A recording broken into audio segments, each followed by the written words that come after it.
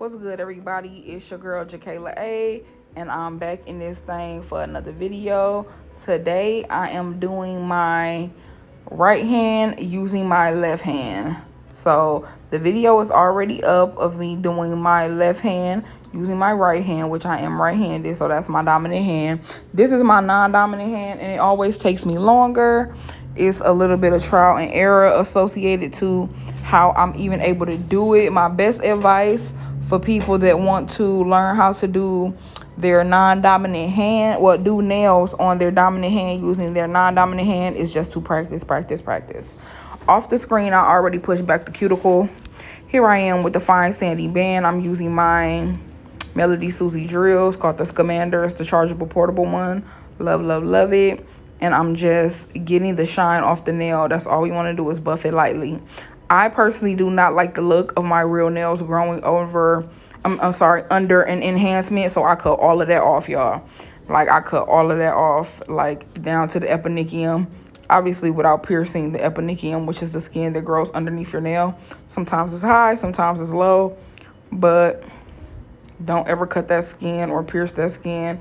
If you have before, you know it hurts very bad, and bacteria can get in there. It can be an infection. It could be a whole thing. So don't ever, pierce that skin. But I'm just cutting it as low as I can without seeing my real nail underneath. I'm using my Glitter Planet nail tips. They are pre-coffin shape, but they're not even really like a coffin. I would really call them like a tapered square. That's why I like them so much. They're not a skinny or narrow coffin. That's not my preferred style. That's not my preferred style on me. I always like to go a tapered square or just a straight up square. I very rarely do stiletto. So yeah, that's just what I like on me. I'm measuring them out, and then here I am applying them using my KDS glue. You could see in the other video when I was applying them to do the other hand, I did not need this little stability thing. But everything is so shaky when you're doing this to your dominant hand because you're using your non-dominant hand. So if you need to use anything for stability, baby, just use it. So I have a little acrylic jar. Who even knows which one it is?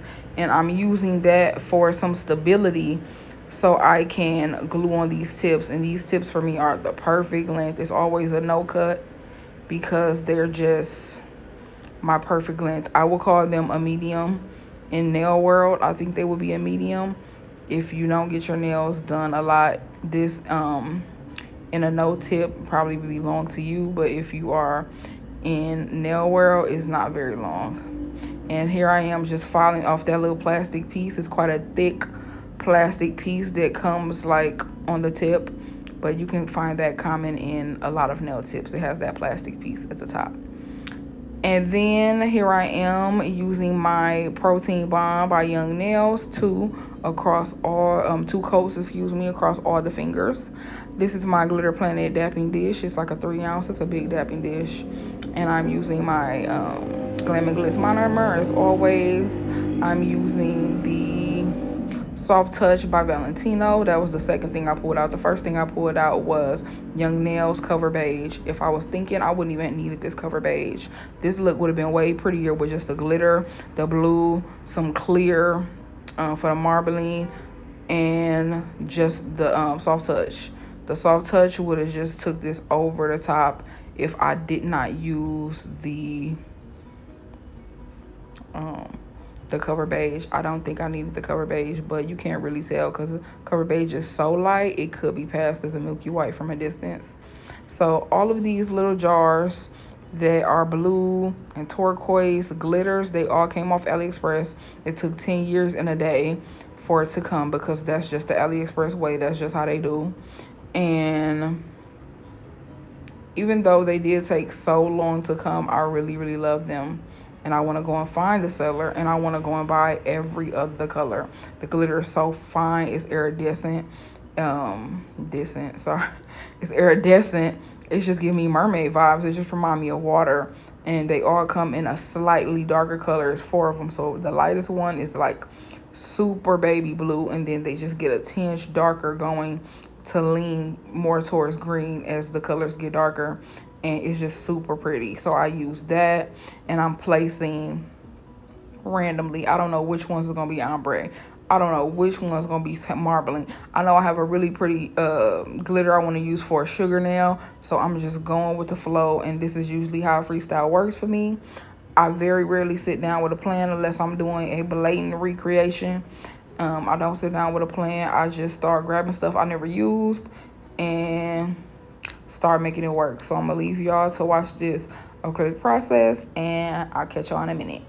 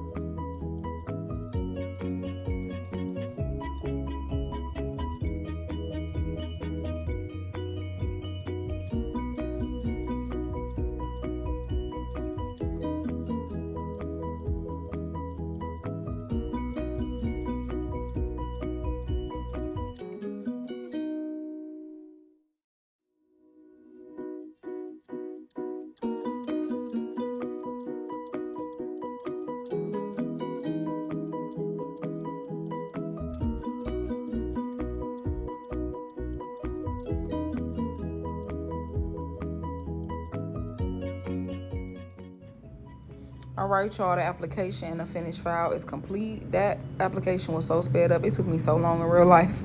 But I'm using my Models 1 base coat. I'm using that glitter that I get from Walmart. I got so many colors. It's like $3. Y'all got to get on that. And I'm doing the sugar nail. I'm going to do 2 layers of it just to make it really impactful and make it really bold.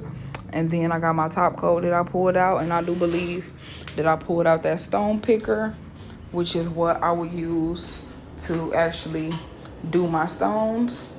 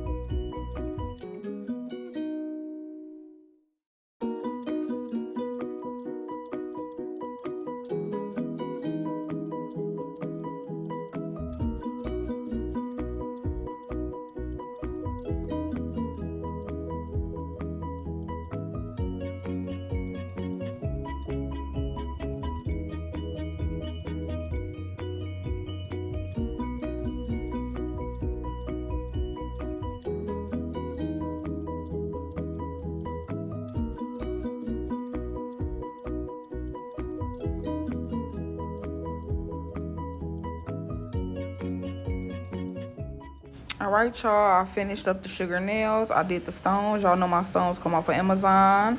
And Azule nail adhesive always. And I'm just using my cuticle oil from Gelish. I love this. It's a 3-pack for $10 on Amazon. Smells so good. And here is the finished look. I hope y'all enjoy, and I'll catch y'all in the next one. Thank you. Bye.